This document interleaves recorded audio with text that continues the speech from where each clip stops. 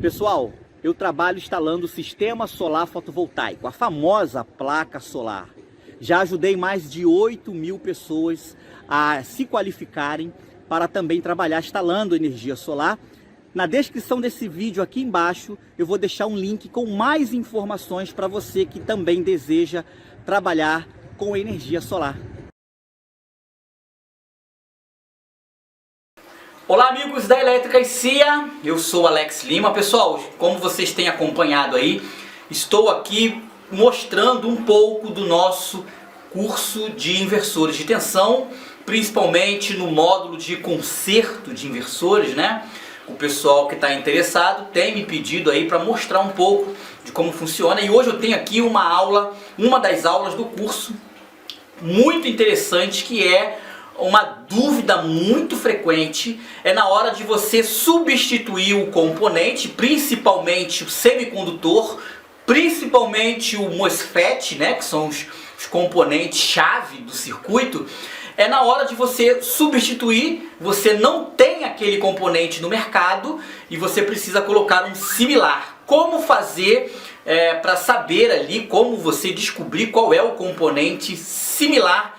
É uma aula muito legal. Você que está interessado em fazer o nosso treinamento de conserto, manutenção de inversores e também alguns módulos que ensinam a construir os inversores, eu peço que você, antes de estar se matriculando, assista essa aula que eu vou deixar para vocês agora, tá? E após finalizar a aula, você querendo, vai ficar em algum lugar aí nessa página para vocês poderem se matricular. Mas vamos primeiro então a essa aula muito legal.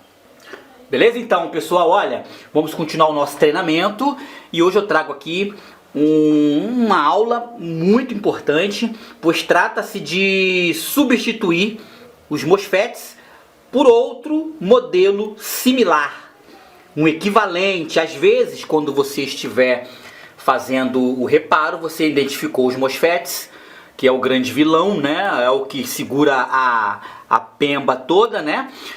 E pode acontecer de você ir lá consultar e não encontrar mais aquele MOSFET à venda por algum motivo, ou não tem no mercado e só importando e etc. Ou o equipamento é um equipamento importado, no Brasil não tem, enfim, algum motivo vai levar. O que nós precisamos fazer? Consultar e saber qual é o MOSFET ou IGBT, seja lá, ou até mesmo um transistor TJB também.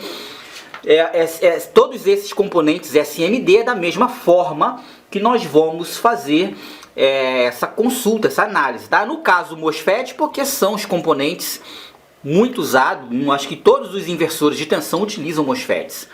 E esses MOSFETs são sempre do canal N. Os MOSFETs tem MOSFETs de canal N e canal P.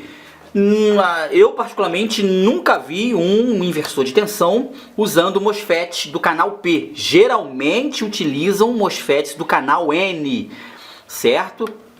E como que nós vamos fazer? Por exemplo, olha, eu tenho esse aqui que tem que trocar todos os transistores MOSFETs, que é o IRF 3205, que é um muito conhecido, e eu vou tentar usar um outro que eu tenho aqui no laboratório, porque eu não tenho o 3205 aqui, e preciso botar isso para funcionar logo, certo? Então eu vou usar aqui eu tenho dois aqui, vou ver, consultar. Primeira coisa que tem que ser feita, e no datasheet, no manual, todo semicondutor tem um manual, uma folha de dados que tem os seus parâmetros elétricos. Nós vamos consultar os parâmetros elétricos desse aqui, 3205, e comparar com os modelos que eu tenho na bancada, certo? Que eu tenho aqui no meu estoque. Então nós temos que primeiro, você vai digitar aí o modelo do seu transistor MOSFET na internet e vai pegar aí o datasheet, que é o manual. Eu já baixei aqui, já imprimi. Nós vamos então analisar o que está originalmente aqui no circuito, que é o IRF 3205. Nós vamos primeiro descobrir se ele é do canal N, ok, canal N. Nós vamos de cara ver qual é a tensão VDSS, a tensão elétrica de dreno e source. Drain e source, certo? Que é de 55 volts. Resistência entre drain e source, que é de 8 miliohms, e a corrente de drain, ID, que é igual a 110 ampere, ok? Então, esses parâmetros aqui são os parâmetros base dele. Isso, tá? Tem outras coisas que vão influenciar, são outros parâmetros, nós vamos passar rapidamente aqui, mas nós temos que ter em mente isso aqui, certo? E temos que comparar aí essas informações com os outros que eu quero, que nós vamos substituir, ok? Mas ó, tem alguns outros detalhes importantes aqui, vou tentar aproximar ainda mais, não sei se vai dar para ficar com... Ah, legal, olha. A tensão de drain e source está aqui 55 volts, né? Nós vamos procurar, olha, vamos procurar se tem alguma outra característica, né, de acordo com a temperatura. Não tem tensão, então é 55 volts no máximo, tá? No máximo 55 volts. Agora vamos à corrente. A corrente, ela tem uma variação, por exemplo, ó, corrente com temperaturas de 25 graus, então ele vai me dar 110 ampere. Mas se essa temperatura variar até 100 graus, essa corrente já diminui para 80 ampere, certo? Isso aqui, na verdade, nós vamos nos basear nesse parâmetro aqui, que é o parâmetro base que geralmente os engenheiros fazem os seus cálculos, certo? Porém, ele tem essas variações aqui, que utiliza-se muito. Geralmente nenhum componente permanece em 25 graus, ele começa com essa temperatura 25 graus, que é a temperatura geralmente ambiente, e depois ele vai começar a aquecer e vai superar, e aí, olha, isso também aqui entra nos cálculos. Então, olha, pode ser que o engenheiro se baseou em 100 graus e não em 25, ok? Outra coisa importante é ver a frequência. Nesse caso aqui nós temos a frequência de 1 kHz, 1 MHz, quer dizer, aqui, olha, lógico que isso daqui vai depender de outras ações, a entrada, saída, a tensão de gate 0 volts e tensão de gate source 0 volts, tensão de drain source 25 volts, e aí nós vamos trabalhar até 1 MHz, certo? Então nós temos essas situações aqui, e além disso tem outra situação que é muito importante, que é essa aqui, olha.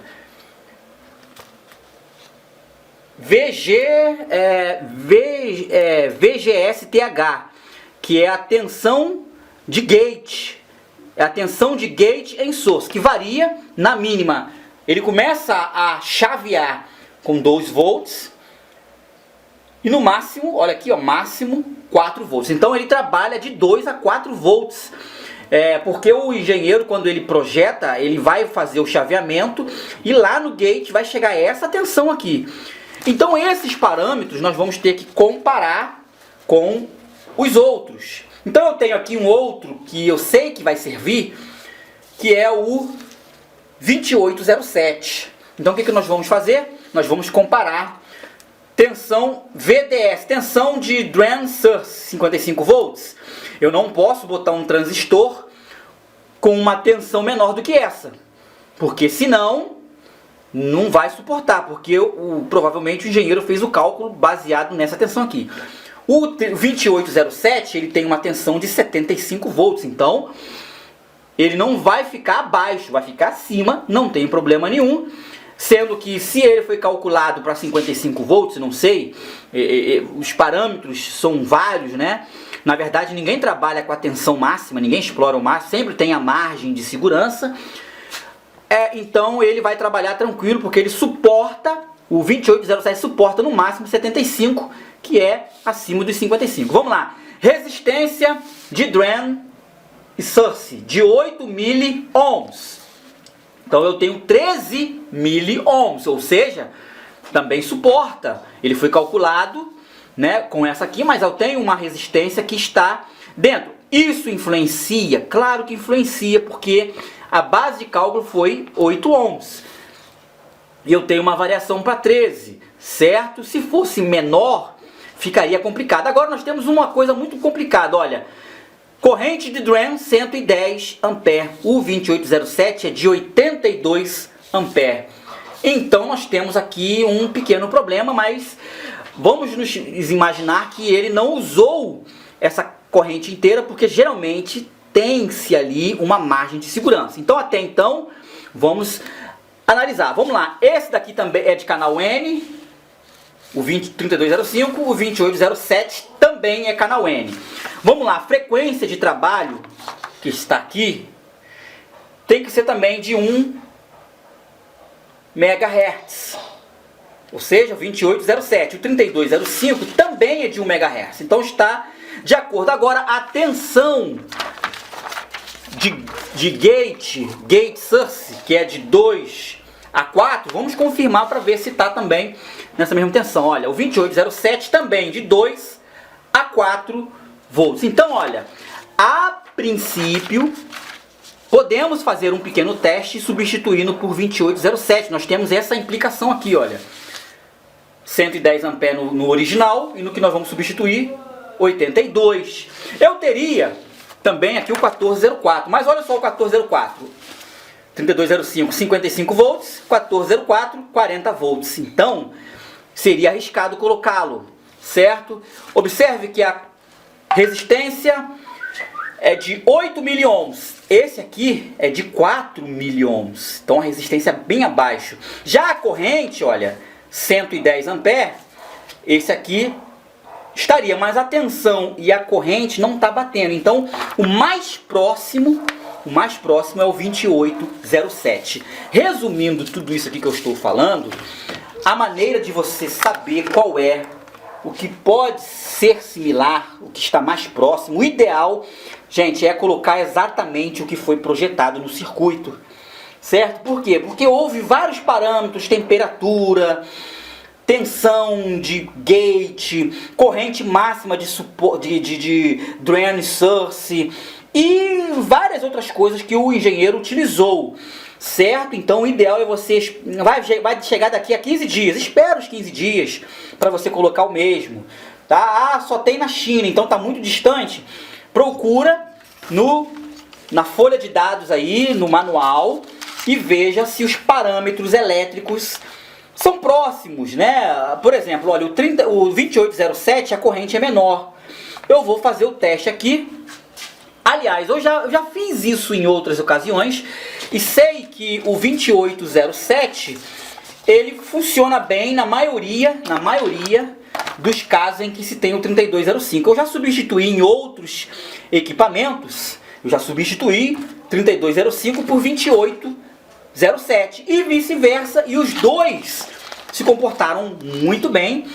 Essa é a forma que você deve fazer, através do manual. Você procura, você pega lá vai lá no Google, joga lá IRF 1404 e você vai achar o datasheet. E aí com o datasheet você vai ter todos os parâmetros, você vai comparar os parâmetros e ver se eles são idênticos ou pelo menos bem parecido.